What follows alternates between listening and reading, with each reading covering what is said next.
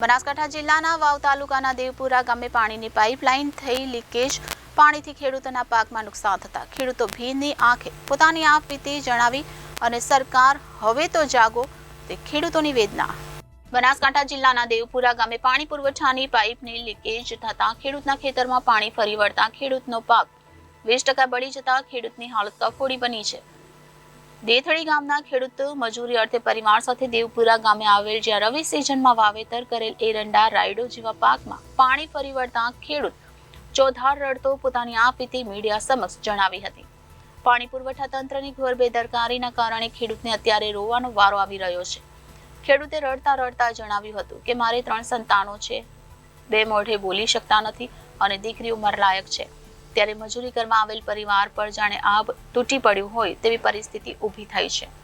પાણી પુરવઠાની એજન્સી મોટી વાતો કરતી હોય છે ત્યારે છેલ્લા ઘણા સમયથી પાઇપલાઇન લીકેજ હોવાથી તેનું રિપેરિંગ કામ પણ કરવામાં આવતું નથી। આવી એજન્સીઓ દ્વારા મંજૂરી કરવા આવતા લોકોની વેદના સાંભળીને સત્વરે કામ કરવામાં આવે તેવી ખેડૂતની અપેક્ષા છે। હજુ તો ખેડૂતનો 20% પાક નષ્ટ થયો, વધારાનો પાક અતિશય ભેજથી બળી શકવાની ભીતિ સેવાઈ રહી છે। ત્યારે આ પાણી પુરવઠાની એજન્સી દ્વારા તાત્કાલિક પાઇપલાઇન લીકેજની કામગીરી કરવામાં આવે તો ગરીબ ખેડૂતનો પાક બચી શકે તેમ છે। ઉપરા ગામમાં આંકડા લીધેલ જમીન છે મારા મામાના દીકરા ભાઈ કંથી હમદી રૂપસી કંથી એને પાણી પુરવઠાવાળા હદાય મારે રાયડું બાળી નાખ્યું, એરડા બાળી નાખ્યા, કોઈ અત્યારે પાણી દેતું નથી। મેં મજૂરી કરીને મરી ગયા છો અને અત્યારે કોઈ મળે એમ નથી। હવે મારે કોઈ અધિકારી બીજો કોઈ કાલી સાઈડ ભર્યું છે, હજી કોઈ કોણ દેતો નથી। હવે મારે આનું કરવું શું? હવે કાં તો સરકાર નિર્ણય લે કે ખાડીમાં પડીને મરી દઉં, પછી તો સરકાર કહેતું નહીં મને।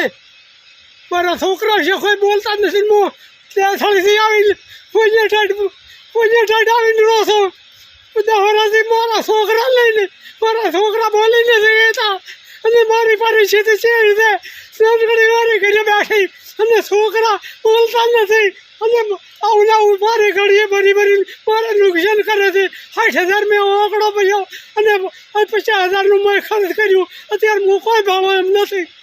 હવે મારે આનું કરવું છે, સરકાર કોઈ એનો નિર્ણય લે અને મારે શું મચી મરવું પડશે। હવે એનું મારે કરવું શું? Reporter Thanaji Rajput, Janadesh news, Banaskantha.